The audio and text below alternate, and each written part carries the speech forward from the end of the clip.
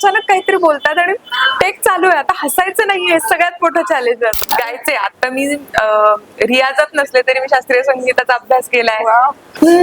भयाइथली संपत नाही, भयाइथली संपत नाही. कारण मुंबई म्हणजे भीती पहिले मनात येते की एवढी गर्दी, एवढी कॉम्पिटिशन, लोकलचा प्रवास, हे सगळं कसं मॅनेज करणार. आणि पुणे, मुंबई, लातूर, अहिल्यानगर या चारही शहरांचे माझं एक खूप चांगलं नातं आहे. सकाळी 9 ते संध्याकाळी 6 मी नदीत असायचे. 2-2, 2.5-3 दिवस सलग हे सगळं चालू होत. मी लग्न करणार आहे, मला छान लग्न करून संसार करायचा आहे.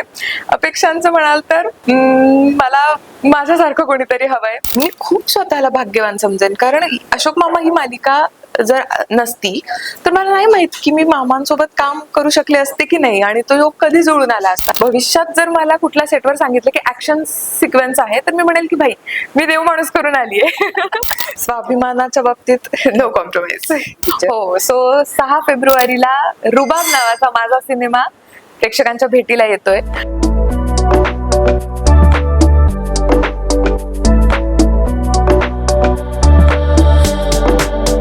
FM KMW 29च्या रसिक प्रेक्षकांना मनपूर्वक नमस्कार. मंडळी, आज आपण अशा अभिनेत्रीला भेटतोय तिचा जन्म अहमदनगर म्हणजे सध्याचा अहिल्यानगर जिल्ह्यातला आहे, तर तिची कर्मभूमी मुंबई आहे. अहमदनगर, लातूर, पुणे, मुंबई असा तिचा प्रवास, त्यानंतर छोट्या बयोची मोठी स्वप्न, अशोक मामा ही मालिका आणि सध्या देव माणूस या मालिकेत आपण तिला रोज पाहतोय. तिने छोटा पडदा, मोठा पडदा, रंगमंच देखील गाजवलाय. आज तिचा प्रवास आपण जाणून घेणार आहोत. स्वागत करूया देवमाणूस फेम आर्या म्हणजेच सिमरन खेडकरचं.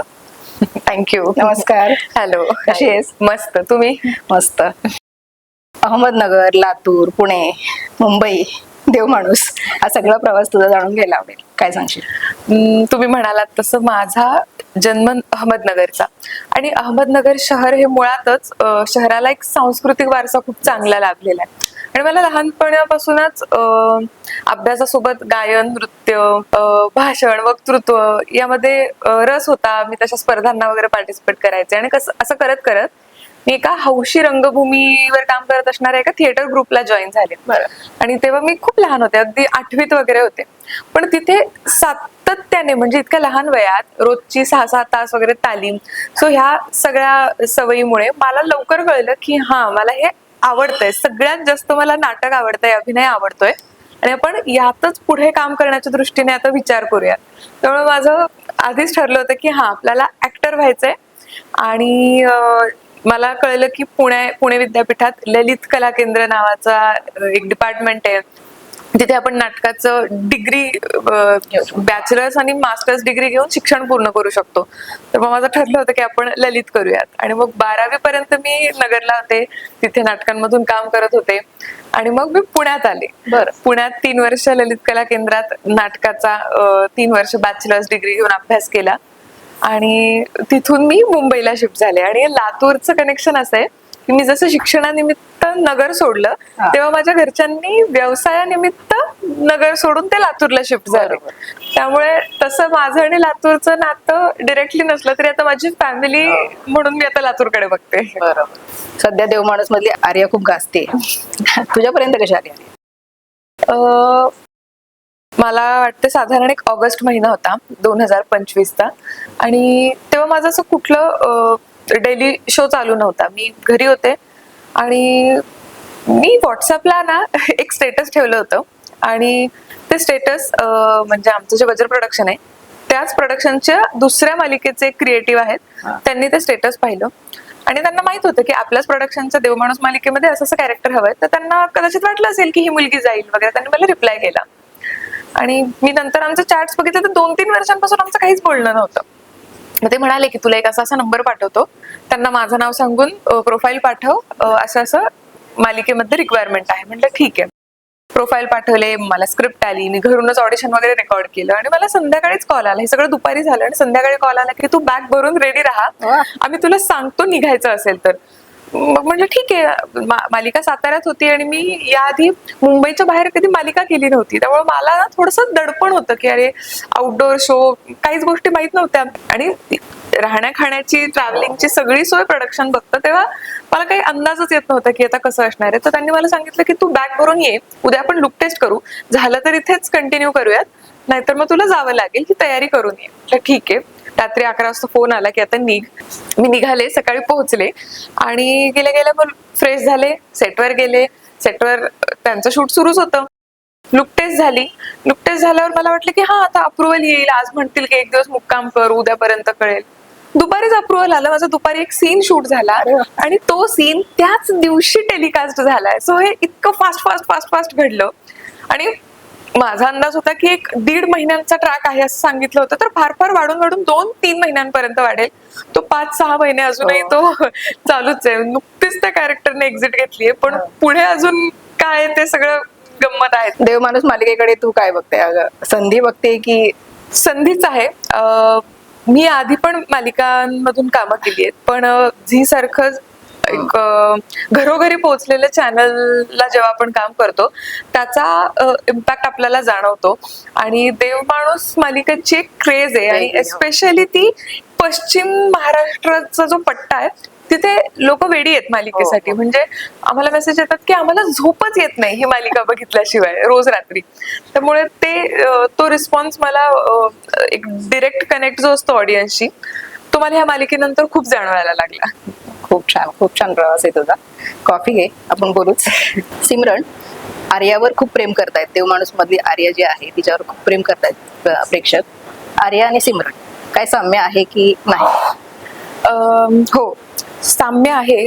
कारण मला आर्या ह्या पात्राचं कौतुक यासाठी वाटतं की आर्यामध्ये प्रेम करण्याची आणि आपली स्वप्न पूर्ण करण्यासाठी मेहनत घेण्याची अफाट ताकद आहे.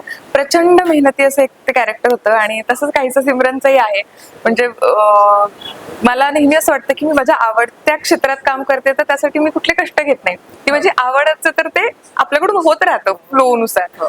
त्यामुळे मेहनतीला मी कधी घाबरत नाही. तसंच आर्याचं आहे आणि ही गोष्ट त्या पात्राकडून नव्याने शिकण्यासारखी होती माझ्यासाठी. बरोबर.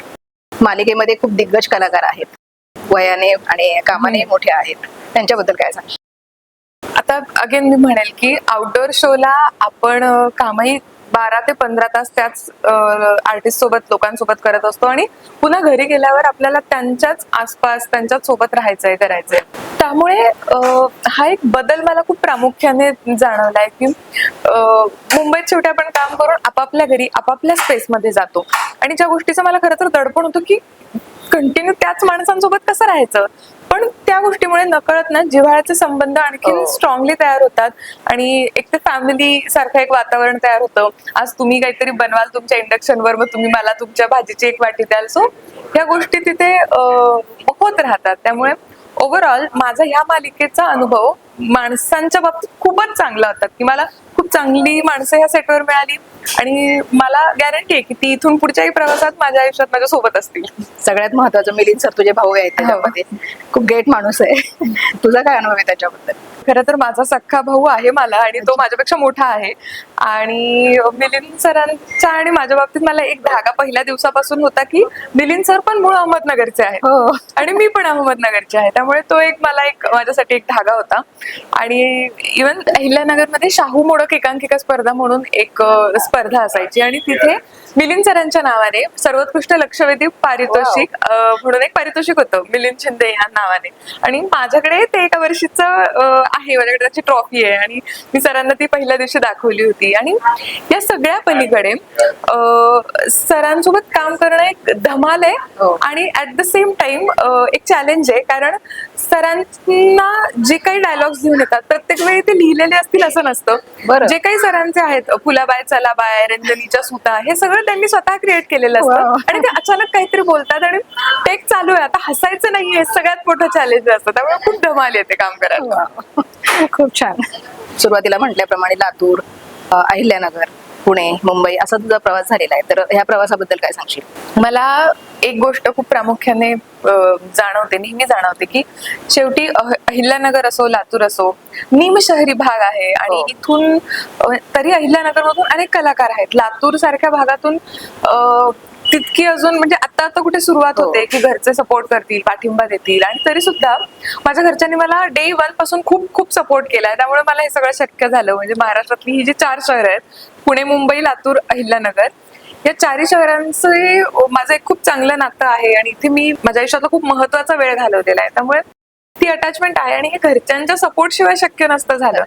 मुंबई सारखी एक व्हास्ट सिटी असो, पुण्यासारखं एक संथ तरी पण अभ्यासाच्या दृष्टीने महत्वाचं शहर असो, किंवा अहिल्यानगर आणि लातूर असो, हा प्रवास जेव्हा मी मागे वळून बघते तेव्हा मला कधी कधी स्वतःच आश्चर्य वाटतं की येस आय डिड इट, जे लहानपणी कधी वाटलं नव्हतं. कारण मुंबई म्हणजे भीती पहिले मनात येते की एवढी गर्दी, एवढी कॉम्पिटिशन, लोकलचा प्रवास, हे सगळं कसं मॅनेज करणार. आणि आज ते मी खूप सफाईदारपणे करते, तर मला त्याचा स्वतःबद्दल अभिमानही वाटतो आणि घरच्यांबद्दल मला माझं खूप कौतुक आहे की त्यांनी सपोर्ट केलाय म्हणून शक्य झालं. खूप ग्रेट, खूप ग्रेट.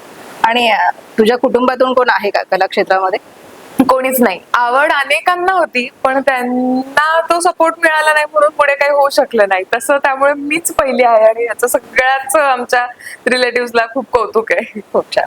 आम्हालाही कौतुक आहे तुझं कामही खूप छान असतं. थँक्यू. आणि त्यात अभिमान आणखी अहिल्यानगरचे आहेस. हो. देवमाणूसच्या सेटवर खरा देवमाणूस कोण आहे? बरं, हे खूप ट्रिकी क्वेश्चन आहे हा. खरं तर आता मालिकेच्या टायटल नुसार देव माणूस हे सार्कॅस्टिकली वापरलं जाते, कारण जो आमचा मुख्य भूमिकेत किरण जी भूमिका करतो की तो देव माणूस नाहीये, पण तो प्रिटेंड करतो देव माणूस आहे. पण देव माणूस या शब्दाच्या अर्थाने देव माणूस म्हणायचं झालं तर मला असं वाटतं आमच्या मालिकेचे जे दिग्दर्शक आहेत राजू सावंत सर, म्हणजे मालिका विश्वातलं हे खूप खूप मोठं नाव आहे. आणि सर फक्त एक एपिसोड डिरेक्ट नाही करत, तर तो अख्खा एक शो रन करतात आणि टीम लिडरशिप ज्याला आपण म्हणतो, तर त्या सेटवर ज्या पॉझिटिव्हली कामं होतात त्यात सरांचा खूप मोठा हात आहे. सो एक फॅमिली रन केल्यासारखं सरांचा अप्रोच असतो. आणि फक्त ऍक्शन आणि कट म्हणण्याच्या व्यतिरिक्त अख्खा सेट एक सांभाळणं, त्या सेटचा ऑरा, पॉझिटिव्हिटी मेंटेन करणं, इथपासून सरांनी खूप जीव ओतलाय त्या मालिकेत. म्हणून त्या मालिकेचे 3 सीझन आज घडतात. त्यामुळे बाप माणूस आणि देव माणूस दोन्ही पण खरं तर राजू सर आहेत असं मी म्हणेन. खूप छान. सिमरन, लोकांना माहित नसलेली सिमरन कशी आहे, पडद्यामागची सिमरन कशी आहे असं विचार. आता पडद्यावर टीव्हीच्या स्क्रीनवर बरी दिसते, मस्त इनोसंट मुली, भोळ्या भाबड्या, हे अशा पात्रात आर्याचं पात्रच खरं तर तसं आहे. तर त्याच्या पलीकडे मला सांगायला आवडेल की सिमरन खूप बिनधास्त मुलगी आहे. माझे अनेक मित्र मला म्हणतात की अरे हा तर मुलगा आहे. सो सिमरन एक बिनधास्त, निडर आणि बेधडक मुलगी आहे. जे मनात आहे ते तोंडावर बोलणारी आहे आणि मनमोजी आहे, दिलखुलास जगायला आवडणारी आहे. Very good. आणि सिमरन जर अभिनेत्री नसती तर कोण असती? खूप अवघड आहे हे, पण तरी मला लहानपणी असं वाटायचं की मला चंद्रताऱ्यांबद्दल खूप आकर्षण होतं. सो आपण भविष्यात या फील्डमध्ये काही करता येईल का असा माझा प्रयत्न होता. पण मला नंतर लक्षात आलं की त्यासाठी लागणारं जे मेन फिजिक्स हा विषय आहे त्याच्यात मी अतिशय ढ होते, पण ते लहानपणीचं एक अट्रॅक्शन होतं. सो कदाचित त्यात काहीतरी प्रयत्न केले असते, किंवा मी गायनाचे क्लासेस घेतले होते. मी गायचे, आता मी रियाजात नसले तरी मी शास्त्रीय संगीताचा अभ्यास केलाय. त्यामुळे मी एकतर गायिका असते किंवा मग मी एरोनॉटिकल इंजिनियर असते. खूप छान, खूप छान. आम्हाला एखादं गाणं ऐकायला मिळेल का? हो, चल. Wow, very good. भया इथली संपत नाही, भया इथले संपत नाही, मज तुझी आठवण येते, मी संध्या काळी गाते, मी संध्या काळी गाते, तू मला शिकविली गीते, भय इथले संपत नाही. खूप छान, खूप छान. थँक्यू. अरे वा, वेगळी सिमरन आम्हाला ऐकायला बघायला भेटली आज. खूप छान. तुला गाणं येतं, नृत्य येतंय, अभिनय येतोय, सगळ्यात ह्याच्यात पारंगत आहेस. छान छान छान. एक महत्वाचा प्रश्न, मुलगी अभिनेत्री सिमरन असं म्हटल्यावर प्रत्येकाला लग्न कधी करणार आणि त्याचा जोडीदार कसा हवाय? अरे बापरे, नाही, लग्नाला आणखीन वेळ आहेत. लाईफचे काही गोल्स आहेत ते आणखीन अचीव्ह करायचे आहेत आणि मग मी लग्न करणार आहे. मला छान लग्न करून संसार करायचा आहे. अपेक्षांचं म्हणाल तर मला माझ्यासारखं कोणीतरी हवंय. आणि आता गेले अनेक वर्ष खरं तर मी जशी नाटकात कामं करते, मी 8वीत असल्यापासून नाटकात आले, त्यामुळे मला ह्या फील्डच्या व्यतिरिक्त किंवा नाटक आणि सिनेमा सिरियल याच्या व्यतिरिक्त खूप कमी मित्रमैत्रिणी आहेत. त्यामुळे मला माहित नाही की ह्या फील्डच्या व्यतिरिक्त लोकांची मी कशा गप्पा मारेन, त्यांचं माझं कसं बॉन्डिंग होईल ह्याची मला थोडी शंका आहे. त्यामुळे मला असं वाटतं की माझा जो कोणी लाईफ पार्टनर असेल तो ह्याच फील्डशी निगडीत असेल, असं माझा अंदाज आणि इंट्युशन्स आहे. बरोबर, तथास्तु. थँक्यू. सिमरन, तू अशोक मामांसोबत पण काम केलंय. दिग्गज अभिनेता, आज आपल्या मराठी इंडस्ट्रीतील सगळ्यात मोठं नाव म्हटलं तरी खूप अवघड ठरणार नाही. मामांकडनं काय शिकलीस? बापरे, मामा हे खूप दिलखुलास व्यक्तिमत्व आहे. म्हणजे जे जे लोक मामांना भेटले असतील ना, एक तर त्यांना मामाच सगळे सेटवर म्हणायचे. आणि मामा खूप एक गोष्ट ती शिकण्यासारखी की लेजेंडरी ऍक्टर, म्हणजे आताचा सुपरस्टार आहे तो. आजही अशोक मामा इज सुपरस्टार, पण तरी पण प्रचंड डाऊन टू अर्थ. म्हणजे सेटवर स्पॉटदादांपासून सर्वांची मस्करी, हसी मजाक, खोड्या बिड्या काढणार अगदी लहान मूल मामांमधून सतत झळकत असतं. आणि मी खूप स्वतःला भाग्यवान समजेन, कारण अशोक मामा ही मालिका जर नसती तर मला नाही माहित की मी मामांसोबत काम करू शकले असते की नाही, आणि तो योग कधी जुळून आला असता. आणि माझ्यासारख्या अनेक कलाकारांना मामांसोबत काम करण्याची संधी मिळाली आहे. त्यामुळे मी त्या बाबतीत स्वतःला खूप नशीबवान समजते. खरंच खूप छान. एक गोष्ट जिथे नो कॉम्प्रोमाइज. स्वाभिमान. मला असं वाटतं, म्हणजे हे खूप स्पष्ट बोलत असेल मी तरी सुद्धा मला माझ्या कामावर खूप विश्वास आहे. आणि त्यासाठी मला एक गोष्टीवर मला विश्वास आहे की मला गरज नसताना झुकायची गरज नाहीये. त्यामुळे माझ्यासाठी तो स्वाभिमान खूप महत्वाचा आहे. कारण असं म्हणतात की we are actors not labours, हे एक वाक्य आहे. आणि ते एक जरी वाक्य असलं तरी त्याच्या मागे खूप गोष्टी आहेत. आणि ते मला खूप महत्वाचं वाटतं की मला स्वतःच्या कामावर विश्वास आहे, तर मला लाचारी पत्करून काम करण्याची इच्छा नाहीये. त्यामुळे स्वाभिमानाच्या बाबतीत नो कॉम्प्रोमाइज. Very good. आतापर्यंत भरपूर प्रवास झालाय, पण तुझी पहिली मालिका किंवा चित्रपट आठवतोय का? आणि तो प्रवास कसा होता तुझा? हो. मी अहमदनगरमध्ये 12वी केली आणि ललितला जाण्याआधी माझ्या वाट्याला एक चित्रपट आला होता, कारण तो लकीली नगर मध्ये शूट होणार होता. आणि त्यामध्ये सैराट मधले जो लंगडे आहेत तानाजी दलगुंडे, त्याच्या मी ऑपोजिट होते. आणि फ्री हिट दणका सिनेमाचं नाव होतं. आणि तेव्हा मला फक्त नाटक केलं असल्यामुळे कॅमेऱ्याचा अजिबातच अंदाज नव्हता. आणि तरी सुद्धा एक ती फिल्म मी शूट केली, मला काही कळलंच नव्हतं. आणि ती शूट झाली, रिलीज झाली वगैरे. आणि त्यानंतर ललित कला केंद्रात शिक्षण घेत असल्यामुळे 3 वर्ष गॅप पडला म्हणण्यापेक्षा मी घेतला, कारण माझा तो चॉईस होता की आपण शिक्षण पूर्ण करूयात. त्यानंतर तसं पाहिलं तर मग हा सिनेमा माझा पहिला. आणि मालिकेचं म्हणाल तर ललित जसं संपलं तशी मी मुंबईला शिफ्ट झाले. आणि छोट्या बयोची मोठी स्वप्न ही मालिका माझ्या वाट्याला आली. आणि त्या मालिकेमुळे एक मोठा बदल असा घडला की माझी कॅमेराची खूप चांगली ओळख झाली आणि कॅमेराचा अंदाज खूप येऊ लागला. मालिकेमुळे असं होतं की तुम्ही रोजच कॅमेरा समोर असता, त्यामुळे तुम्हाला खूप सराव करायला मिळतो. आणि ते कळायला लागतं की ही कुठली लेन्स लावली आहे आणि आता ह्या लेन्स मध्ये मी कशी दिसत असेल ह्याचा अंदाज येऊ लागतो. कारण सेल्फ ऑब्झर्व करत काम करत गेलो की ते मला असं वाटतं की आणखीन चांगलं होण्यासाठी मदत होते. तर मला कॅमेऱ्याचा अंदाज येण्यासाठी त्या मालिकेचा खूप खूप फायदा झाला. अच्छा. त्यानंतर अशोक मामा मिळाली. अशोक मामा.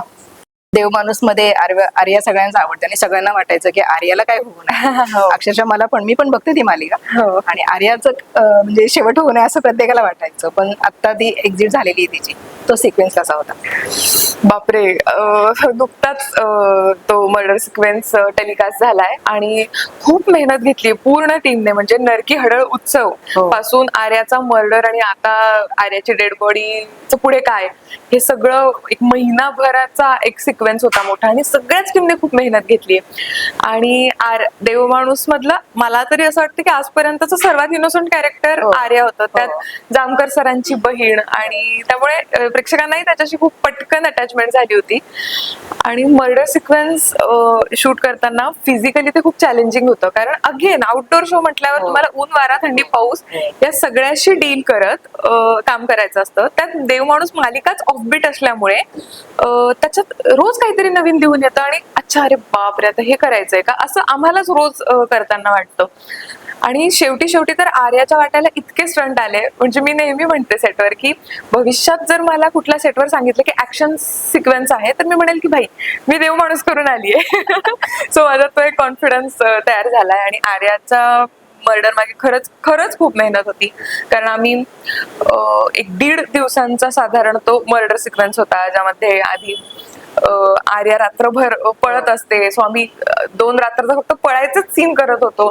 नंतर ना 2 दिवस आम्ही फक्त मारामारी जो फाईट सिक्वेन्स आहे तो शूट करत होतो. आणि त्यानंतरचे 2 दिवस पाण्यामध्ये. तर मला पोहता येतं, पण मी स्विमिंग पूल मध्ये शिकले पोहायला, त्यामुळे नदी परिचयाची नसते. आणि तिथे खाली दगड वगैरे होती आणि त्याच्यात मला ढकलून दिलं जातं, बुडवलं जातं आणि ते सगळं खूप चॅलेंजिंग होतं. त्यात साताऱ्याची थंडी, सकाळी 9 ते संध्याकाळी 6 मी नदीत असायचे. 2-2.5-3 दिवस सलग हे सगळं चालू होतं. आणि त्यानंतर भयानक थकवा पूर्ण युनिटलाच आला होता. मग सर्वांनी 1 दिवस सुट्टी घेऊन पुन्हा काम रिझ्यूम केलं होतं. सो ते एक खूप चॅलेंजिंग सिक्वेन्स आर्याच्या मर्डरचा शूट झालाय. आणि आता ती तर फ्रीज मध्ये दाखवली. हो. सो हे मला तर वाटतं की अजून प्रेक्षकांना वाटते ती जिवंत व्हावी. हो, मला खूप मेसेजेस येतात की तू एकतर पुनर्जन्म घे, लालीच्या पोटाला ये, किंवा अरे आता जिवंत आहे, असं प्रेक्षकांना खूप वाटतं. पण आता पुढे काय सगळं घडेल ती गंमत आहेच आहे. पडद्यामागे लाली आणि आर्या पडद्यामागच्या कशा आहेत? लाली म्हणजे सोनम म्हसवेकर जी आहे ती माझी खरं तर ललित कला केंद्राची सिनियर आहे. अच्छा. आणि सेटवर आल्यावर लाली शी ओळख झाल्यावर असं झालं की अच्छा ही ललितचीच आहे, म्हणजे एक कुठेतरी जवळचं कोणीतरी आहे सेटवर, ही भावना माझ्या मनात तयार झाली होती. तोच एक धागा होता आणि त्यामुळे ते बॉन्ड खूप चांगलं झालं. आणि सोनम बद्दल मी एक गोष्ट सांगेल की मागे पण एक टेकडीचा सीन आम्ही शूट केला, ज्याच्यावरून ती टेकडीवरून आर्याला खाली ढकलते. आम्ही ऍक्च्युअली खऱ्या टेकडीवर, खूप उंच टेकडीवर उभे होतो आणि अगदी मी काठावर उभी होते आणि तिला शॉर्ट मध्ये एवढंच करायचं होतं की ती फक्त माझ्या पाठीला हलकं पुश करते. मला तिच्या त्या स्पर्श करण्यामध्ये तिच्या हातातली थरथर जाणवत होती की चुकून जरी तिचा जास्त धक्का लागला तर काहीतरी होईल. आणि हे मला खूपदा जाणवलंय. इव्हन नदीच्या सिक्वेन्सला सुद्धा ती सारखं म्हणायची यार मला खूप वाईट वाटतंय, म्हटलं अगं मला येतं पोहता, तू बिंदास बुडव, आपण चांगला करूयात सीन. सो ते मला तिच्याबद्दल खूप छान वाटतं. छान. देवमाणूस बद्दलच बऱ्याच गप्पा मारल्यात आपण. आणखी एक मला विचारावं असं वाटतं, देवमाणूस शूट नंतर तुमच्या गमती काय असतात सेटवरच्या, ऐकायला आवडेल. खरं तर एक प्रिव्हिलेज आहे अगेन, की मुंबईत असं होतं ना की आपण आपल्या घरी राहत असतो, आपल्याला घरी येऊन आपल्याला रात्रीचं जेवण बनवायचं असतं, घरं झाडायची असतात, प्रवास असतो, मुंबईचं ट्रॅफिक असतं. आणि या पलीकडे सेटवर असं होतं की तिथून काम संपल्यावर एकदा घरी आलो की आपल्याला जेवण करून फक्त झोपायचं असतं, त्यामुळे वेळ खूप मिळतो. म्हणजे ऑलमोस्ट 12 ते 15 तास काम करून सुद्धा भरपूर वेळ घरी आल्यावर मिळतोय असं आपल्याला वाटतं. आणि त्यामुळे मजा मस्ती करायला खूप वेळ मिळतो इतका वेळ काम करून सुद्धा. आणि आम्ही सगळ्यांनी एक अपार्टमेंट रेंट केलंय प्रोडक्शनने, आम्ही तिथे राहतो सगळे. तर मग सगळे एकमेकांच्या रूमवर, मगाशी म्हणाले की बऱ्याच जणांकडे इंडक्शन्स आहेत, मग आज मी ही भाजी बनवली, मग मी सगळ्यांना माझी वाटी फिरवते, उद्या तू बनव, तुझी वाटी फिरव. सो हे होत राहतं, एकमेकांच्या रूमवर जाणं, गप्पा मारणं, पुस्तकं एक्सचेंज करणं. आणि यावर्षीचं साहित्य संमेलन सुद्धा साताऱ्यात होतं, त्यामुळे अख्ख्या युनिटने, म्हणजे फक्त आर्टिस्टने नाही तर संपूर्ण युनिटने भरपूर पुस्तकांची खरेदी केली आणि त्या पुस्तकांची देवाणघेवाण चालूच असते तिथे. खूप छान. शूट करत असताना एखादा गमतीशीर किंवा गंभीर किस्सा? गंभीर अशा अर्थाने की मी जे म्हणाले की स्टंट कायम ऍक्शन सिक्वेन्स येत असतात. तर मागे किरण जो आमचा मुख्य नायक किंवा खलनायक आहे, तर त्याला एका सीन मध्ये रूम मध्ये आपला जो माळा असतो त्याच्यावरून खाली उडी मारायची होती आणि त्याने फ्लो मध्ये उडी मारली आणि त्याच्या पायाला जरा दुखापत झाली आणि साधारण 2.5 महिने तो लंगडत होता कारण त्याला आराम मिळत नव्हता आणि पाय वगैरे सुजला होता. सो सगळ्यांसाठी हे खूप चॅलेंजिंग आहे आणि सगळ्याच आर्टिस्टचं त्या बाबतीत कौतुक आहे की रोज उठून नवीन काहीतरी फिजिकली चॅलेंजिंग असेल असे सिक्वेन्सेस लिहून येतात आणि तेवढ्याच दमदारपणे सगळे त्यात परफॉर्म करत असतात. आणि गमतीशीर मी मगाशी म्हणाले की मिलिंद सरांसोबत काम करणं हे जितकं शिकण्यासारखं आहे तेवढंच ते चॅलेंजिंग आहे कारण हसू कंट्रोल नाही होत आणि कित्येकदा मिलिंद सरांना असं आपल्याला एका डोळ्याने दिसत असतं ना की मी काहीतरी जोक मारला आणि याला हसू आलं आणि हा कंट्रोल करतोय तेव्हा मिलिंद सर स्वतः हसतात आणि असं 3-4 वेळा आम्ही हसतो, रिटेक्स होतात पण खूप धमाल असते त्यामुळे तिथे. सिमरन, बरंच काम झालेत, तुझे 2-3 चित्रपट पण झालेत आणि आता एक नवीन चित्रपट येतोय 6 फेब्रुवारीला. हो. त्या चित्रपटाबद्दल काय सांगशील? येस, मला एका गोष्टीचं कौतुक आहे की मी आता झी मराठीची मालिका केली आहे आणि आता माझी झी स्टुडिओची एक फिल्म येते जी माझी झीची म्हणून पहिली फिल्म आहे. रुबाब सिनेमाचं नाव आहे. शेखर बापू रणखांबे दिग्दर्शक आहेत जे सांगलीचे आहेत आणि त्यांना रेखा नावाची त्यांची जी शॉर्ट फिल्म होती त्यांना त्यासाठी नॅशनल अवॉर्ड होता. सो ही एक पर्वणी आहे की एका हुशार दिग्दर्शकासोबत काम करणं आणि जाणकार निर्माता आपल्या सिनेमाचा असणं. आणि रुबाब ही एक खूप रुबाबदार लव्ह स्टोरी आहे. सिनेमाची 3 गाणी ट्रेलर टीजर आलेला आहे आणि आता 6 फेब्रुवारीला रिलीज आहे. स्वतः आजपासून साधारण एक 10 दिवस बाकी आहेत.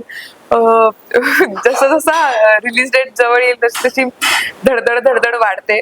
पण रुबाब संपूर्ण टीमसाठी काहीतरी लाईफ चेंजिंग गोष्टी घेऊन येईल याची खात्री आहे. रुबाब का बघावं प्रेक्षकांनी?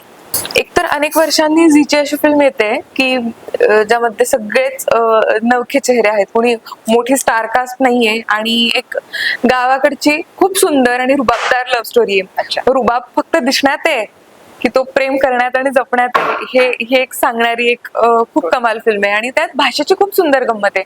सांगलीच्या बॅकग्राऊंडला घेऊन सिनेमा लिहिला गेला असल्यामुळे त्यात भाषेची गंमत आहे. सिनेमाच्या ट्रेलर टीजर मध्ये गाडीच्या ज्या नंबर प्लेट्स असतात त्यांची एक गंमत आहे की तुझ्यासारखी नको तूच पाहिजे, 1-13-7 वगैरे. हे काहीतरी रिलेट होणारं आणि जवळचं वाटणारं रोजच्या आयुष्यात पाहिलेलं असं असणार आहे.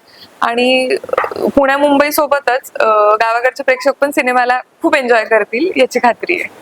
ओके. हो, सो 6 फेब्रुवारीला रुबाब नावाचा माझा सिनेमा प्रेक्षकांच्या भेटीला येतोय आणि आता आर्या म्हणून तुम्ही माझ्यावर खूप खूप प्रेम केलं पण हीच आर्या साकारत असलेली सिमरन तुम्हाला नव्याने भेटायला येते. सो पाहायला विसरू नका. रुबाब 6 फेब्रुवारी पासून संपूर्ण महाराष्ट्रात. झटपट प्रश्न, पटपट उत्तर. अरे बापरे. अहिल्यानगर की मुंबई? मुंबई. का? कर्मभूमी. देव माणूस, संधी की जबाबदारी? संधी. सेटवर सगळ्यात जास्त डायलॉग कोण विसरतं? बापरे, मला मारतील आता गेल्यावर. पण मला वाटतंय डिरेक्शन टीम मध्ये जे एडीचा मला क्यू देतात ना. बरं, कट झाल्यावर पहिलं काम, मोबाईल की चहा? पाणी. मला सतत पाणी प्यायची खूप सवय आहे. सो मी ते आता एक रुटीन केलंय. एक शॉट झाला की 1 घोट पाणी प्यायचं म्हणजे आपलं दिवसभराचा पाण्याचा कोटा व्यवस्थित पूर्ण होतो. बरोबर. देव माणूस सेटवर शांतता की गोंधळ? मजा मस्ती. शूट नंतर झोप की जेवण? जेवण करून झोप. पुढचं स्वप्न काय, मालिका की सिनेमा? असं स्पेसिफाय नाही करणार पण चांगला कॉन्टेंट असलेले प्रोजेक्ट्स आणि वेगवेगळ्या भूमिका. मेकअप चेअरवर गप्पा की डुलकी? गप्पा. फन मेसेज, गोड की अजब? खूप खूप खूप गोड गोड मेसेजेस, खूपच गोड गोड. रिटेक ऐकल्यावर हसू की सुस्कारा? कन्फ्युजन की रिटेक का झालाय प्रश्नचिन्ह. सेटवर सगळ्यात आवडती गोष्ट, ब्रेक की गॉसिप? संध्याकाळच्या चहाचा ब्रेक. कारण त्याचंही कारण सांगते. आम्ही साताऱ्यात शूट करतोय. साताऱ्याला कमाल निसर्ग लाभलाय आणि आसपासची इतकी सुंदर सुंदर गावं आहेत. तर सनसेट होतोय आणि हातात एक कॉफीचा कप आहे. सो मस्त वेळ असते ती. सिमरन ऑफ स्क्रीन सिंपल की फुल धमाल? फुल धमाल. धमाल मस्ती. आता सेटवरचे कलाकार त्यांच्याबद्दल तुला एक वाक्य किंवा वर्णन करायचंय. Kiran Gaikwad, best co actor, Milind Shinde, best actor, Madhav Abhyankar, बाप माणूस, रुक्मिणी सुतार, हिरोईन, सर्वाजी, सर्वाजी हिरोईन आहे आमची, Sonam senior, senior, okay, Rohit Bhosale, सेटवरचा पहिला मित्र, अपर्णा, अपर्णाताई सोल फ्रेंड, सगळ्यात चांगली मैत्रीण झाली आणि तिचं माझं एक कनेक्शन जे आहे ना त्याला मी सोल म्हणेल. त्यांचे डायलॉग मस्त असतात हा. हो, काय रे, काय गं? दुर्गावती, आईची भावना जिच्यापासून खूप स्ट्रॉंगली मला येते ती फुलाई. हो, प्रेरणा म्हटल्यावर मला तिच्या हातची लसणाची चटणी आठवते. आणि हौसा आणि ऋतिक म्हणजे माझं, मी जिथे राहते ती रूम नंबर 5 आहे आणि अख्खा सेट म्हणतो की रूम नंबर 5 मध्ये सिमरन पाळणाघर चालवते आणि त्याच्यामध्ये हौसा आणि ऋतिक राहतात. मस्त. एका शब्दात सिमरन. बेधडक. Very good. खूप छान गप्पा झाल्यात. मला तर तुझ्याशी बोलून खूप आवडलं. तुझ्या पुढल्या वाटचालीस खूप खूप शुभेच्छा माझ्याकडून. थँक्यू. आमच्या चॅनल कडून, प्रेक्षकांकडून. तुझे चित्रपट असेच येत राहोत, आम्ही पाहत राहू. तुला कसं वाटलं आमच्याशी गप्पा मारून? मला खूप छान वाटलं आणि असं क्विक प्लॅन करून सुद्धा सगळ्या आम्ही छान छान गप्पा मारल्या आहेत आणि प्रेक्षकांनाही हा एपिसोड पाहायला खूप मजा येईल याची मला खात्री आहे. मला असं वाटतं अनपेक्षित झालंय हे सगळं. हो, पटापट. पटापट.